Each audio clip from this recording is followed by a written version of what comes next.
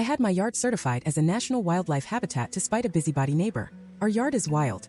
I mean that in the real definition of living or growing in the natural environment. We have no lawn. We aggressively remove and prevent invasive and noxious species of plants and ensure that what grows is native to our area and drought resistant. The wildflowers that grow are things like lupin, blue flax, spiderwort, black-eyed Susan, and sunflowers, among others. We have natural elements like driftwood logs to retain water, and we even have an elk skull in the yard to act as a shelter for critters. There are a plethora of birds, bees, bunnies, and other wildlife. More wildlife than any yard in the area, as far as I can tell. It's beautiful and alive, but definitely not a manicured lawn with perfectly cut grass and landscaping. Last summer, we got a notice from the county that our yard was in violation of some county ordinance. My husband called the number on the notice and got a very over it employee who let out a big sigh and said he had gotten like 30 complaints from one person for the entire strip of road that we live on. Keep in mind, you can't batch report an area. You have to file reports house by house. So someone had the time and energy to pull up Google Maps and file a report for about 30 houses for overgrown weeds. I checked the county ordinance and made sure everything we had in our yard was in compliance. Things like purposely cultivated, which our wildflowers definitely were. We planted specific species of seeds and we remove whatever's not native. None of the wild plants block any sidewalks, nor do they hang over onto any other properties. Now, knowing that it was someone with way too much time on their hands, I did some reading and learned that my yard has everything needed and then some to qualify as a national wildlife habitat. So I filled out the form, paid the fee, and got my certificate. My husband called the county employee back who said, "Send me that certificate." He looked it over, thanked my husband for the new information he can use in the future, and closed our case. I now have signs on my yard that announce the property as a wildlife habitat, and the birds and bees get to keep living happily in the wild.